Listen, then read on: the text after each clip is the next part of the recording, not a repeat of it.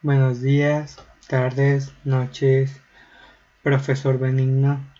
Me presento, soy su alumno Brian Eduardo Licela Engarica en la materia de tópicos avanzados y hoy vengo a hablarles sobre bases de datos relacionales versus no relacionales. Sin más que concluir, iniciemos.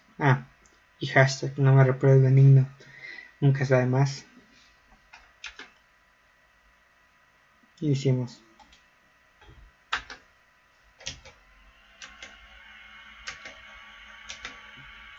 Primeramente, ¿qué son las bases de datos relacionales?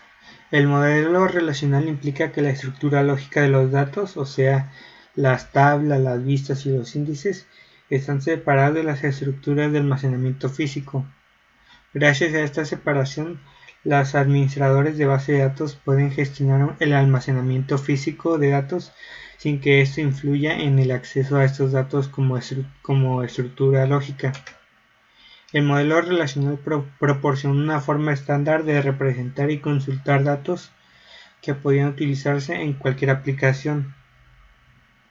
Desde el principio, los desarrolladores se dieron cuenta de que la virtud principal del modelo de base de datos relacional era el uso de tablas, ya que era una forma intuitiva, eficiente y flexible de almacenar y acceder hacia la información estructurada.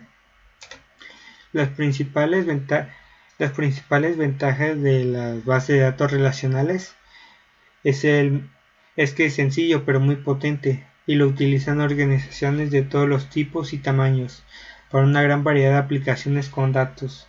Las bases de datos relacionales se usan para rastrear inventarios, procesar transacciones de comercio electrónico, administrar cantidades enormes y esenciales de información de clientes y mucho más. Las bases de datos relacionales se pueden emplear para cualquier aplicación de datos en la que los puntos de datos se relacionen entre sí y deban gestionarse de forma segura, conforme a normas de un modo uniforme.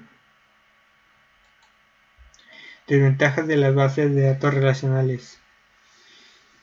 La primera es la dificultad de crecimiento. Cuando estas bases de datos comienzan a crecer en volumen, el almacenamiento y el costo de almacenamiento se convierten en un problema de alto costo, principalmente en el espacio. Otra desventaja más vendría siendo el cambio en la estructura.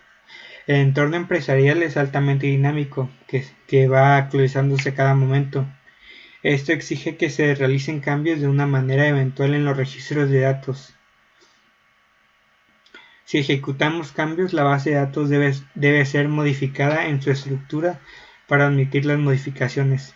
Si las modificaciones no se realizan, esta se verá afectada y sus procesos interrumpidos. La complejidad en la instalación. Algunas bases de datos SQL se ven condicionadas por el sistema operativo en el cual van a funcionar y los requisitos mínimos de funcionamiento de los servidores u ordenadores. Dificultad en la interfaz. La interfaz de una base de datos SQL son más complejas que agregar algunas líneas de código. Por ello se necesita un especialista en base de datos para el control y manejo de ellas, y que ocupa más características implementadas de forma patentada. Aunque las bases de datos SQL se ajustan a los estándares ANSI e ISO, algunas bases de datos implementan extensiones propietarias al SQL estándar para garantizar el bloqueo del proveedor. Siguiente diapositiva. Y ahora iniciemos con las bases de datos no relacionales. Primeramente, ¿qué es una base de datos no relacional? Una base de datos no relacional es aquella que no usa el esquema tabular de filas y columnas que se encuentra en la mayoría de los sistemas de bases de datos más tradicionales. Usan un modelo de almacenamiento que está optimizado para los requisitos específicos del tipo de datos que se almacenan. El término no SQL hace referencia a los almacenamientos de datos que no usan SQL para las consultas. En su lugar usan otros lenguajes de programación y construcción para consultar datos. En la práctica, NoSQL significa base de datos no relacional, aunque muchas de estas bases de datos admiten consultas compatibles con SQL. Ventajas: son mucho más flexibles a la hora de crear esquemas de información, lo que las convierte en una solución ideal para el almacenamiento y gestión de datos no estructurados o semiestructurados. Ofrecen una mayor escalabilidad, ya que pueden soportar mayores volúmenes de tamaños y añadir mayor capacidad añadiendo nuevos módulos de software, sin necesidad de añadir nuevos servidores. Garantizan un alto rendimiento ya que están diseñados para trabajar con modelos de datos concretos y patrones de acceso específicos. Son muy funcionales ya que cuentan con una API exclusiva y proporcionan modelos de datos para trabajar con cada tipo de datos presentes en la base de datos. Desventajas: no cumplen con las relaciones de la propiedad de atomicidad, consistencia, integridad y durabilidad, cosas que ya habíamos visto en taller de base de datos. Además de que no son compatibles con determinadas consultas en el lenguaje SQL, ya que eso puede generar un problema al intentar pasar información de una base de datos SQL hacia una base de datos no SQL.